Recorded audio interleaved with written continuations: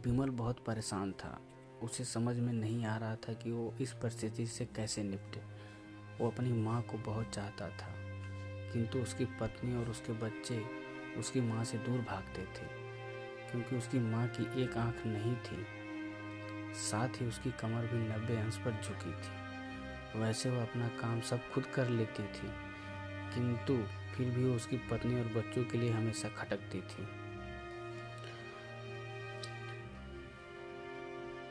विमल के बेटे अखिल ने बड़े बेरुखी से कहा, दादी आप ऊपर के कमरे में जाओ, मेरे दोस्त आ रहे हैं।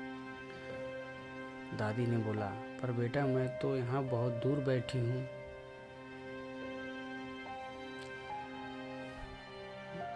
अखिल, नहीं, आप उनके सामने मत रहो, वो मुझे चिढ़ाते हैं। विमल की पत्नी कामिनी ने किचन से आवाज लगाई, क्या हुआ अखिल, क्यों चिल्ला रहे हो? अखिल ने बोला, देखो न माँ, दादी को मैं बोल रहा हूँ कि ऊपर छत पे चले जाओ, लेकिन नहीं जा रही है।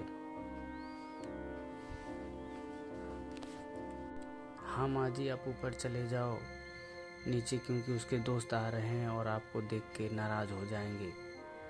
बेचारी सरस्वती चुपचाप उठकर जीने के सहारे ऊपर जाने लगी।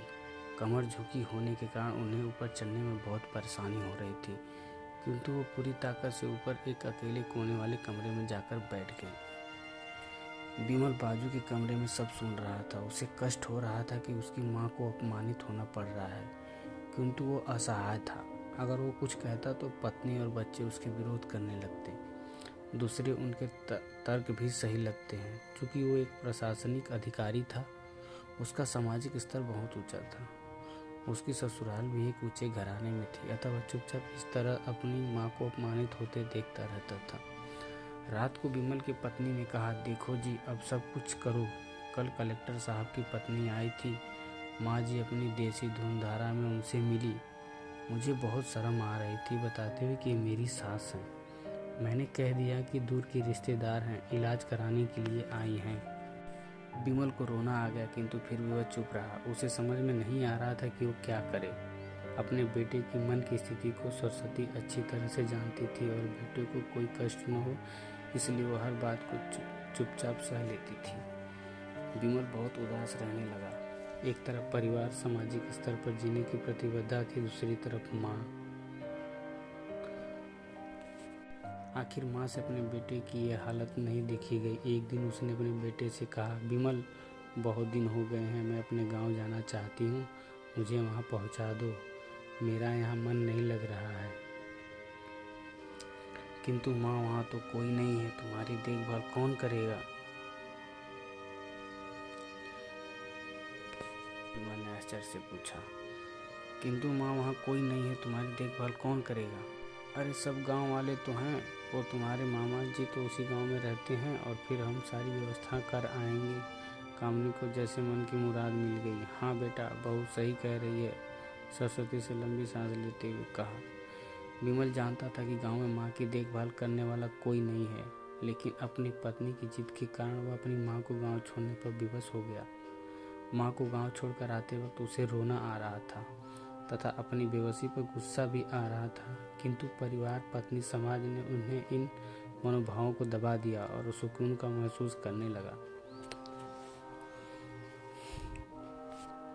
कुछ दिनों के बाद उसके चाचा, जो अमेरिका में रहते थे, आने वाले थे। जब विमल बहुत छोटा था, उसके पिता जीवित थे, तब वो भारत आए थे और उनके बाद अब वो भारत आने वाले थे।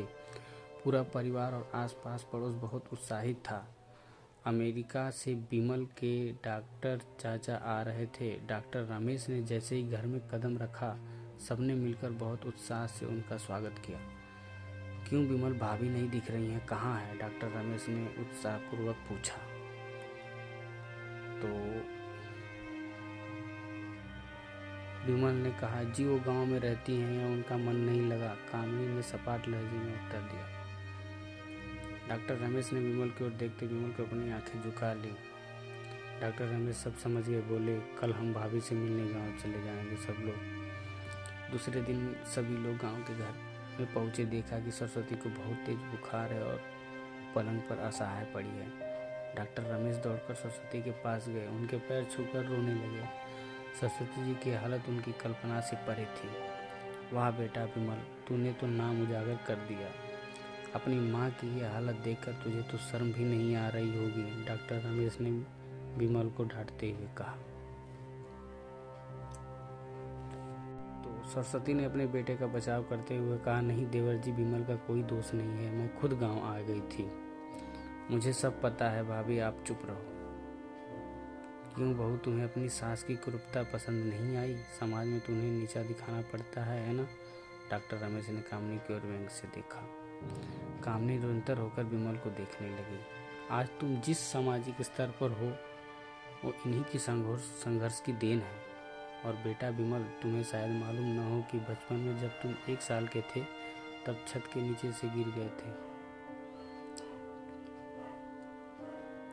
बचपन में जब तुम 1 साल के थे तब छत के नीचे गिरने के कारण तुम्हारी एक आंख फूट गई थी और तुम्हारी रीढ़ की हड्डी में भी समस्या थी। तब तुम्हारी इस कुरूप माँ ने अपनी एक आंख और अपने बोन मेरो तुम्हें देकर इतना सुंदर स्वरूप दिया। कामनी बेटा, इतने सालों तक संघर्ष करके बेटे को प्रशासनिक अधिकारी बनाने वाली इस संघर्षशील औरत की तुम लोगों ने यह दशा कर दी, तुम्हें ईश्वर कभी माफ नहीं करेगा। डॉक्टर रमेश की आंखों में आंसू जलधारा बह रही थी। अब भाभी, आप मेरे साथ अमेरिका जाएंगी, यह इन स्वार्थी लोगों के बीच नहीं रहेंगी, डॉक्टर रमेश ने सरस्वती से कहा। विमल को तो कांटों से खून नहीं था। डॉक्टर रमेश जो उसके चाचा थे, उन्होंने जो राज बताया उसके बाद तो विमल को यही लग रहा था कि उससे ज़्यादा पापी इंसान इस दुनिया में कोई नहीं है। वह दौड़ता गया और माँ सरस्वती के कदमों में लिपट गया।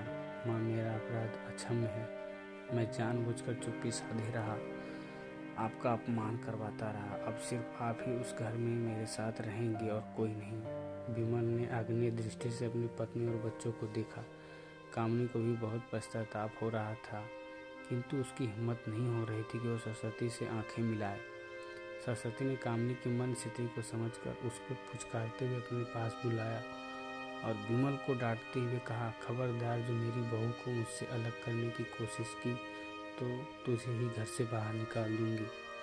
कामनी और बच्चों ने सरस्वती के पैर पड़ते हुए अपने व्यवहार पर माफ़ी मांगी और माँ के हृदय से सबको माफ़ कर दिया।